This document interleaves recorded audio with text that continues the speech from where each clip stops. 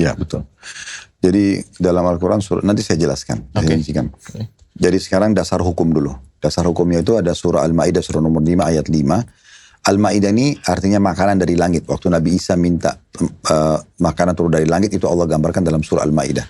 Jadi sebagai gambaran dalam Islam itu, kita punya banyak surah Al-Quran bicara tentang Nabi Isa dan Maryam ya. Surah nomor 3, Al-Imran, keluarga Imran. Imran itu ayahnya Maryam. Surah sendiri namanya Al-Imran. Terus ada surah Maryam, surah nomor 19. Khusus bicara masalah Maryam, dan tentu nabi-nabi yang lain. Tapi Maryam banyak ceritanya, bagaimana prosesnya hamil, Nabi Isa lahir dan seterusnya. Dan kita ada surah Al-Ma'idah, surah nomor 5, ini tentang makanan turun dari langit. Nah di surah itu, di ayat 5-nya Allah sebutkan tentang masalah laki-laki muslim boleh menikah sama wanita ahli kitab.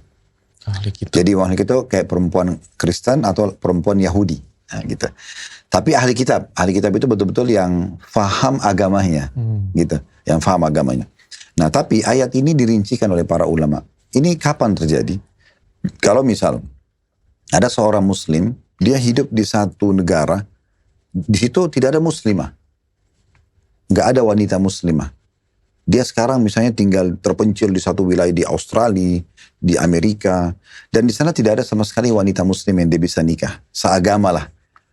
Maka dia nggak boleh nikah sama semua perempuan yang lain. Dia hanya pilih wanita ahli kitab yang memang lebih minimal tahu Allah, gitu. Tuhannya sama. Maka wanita Nasrani atau Yahudiyah di situ.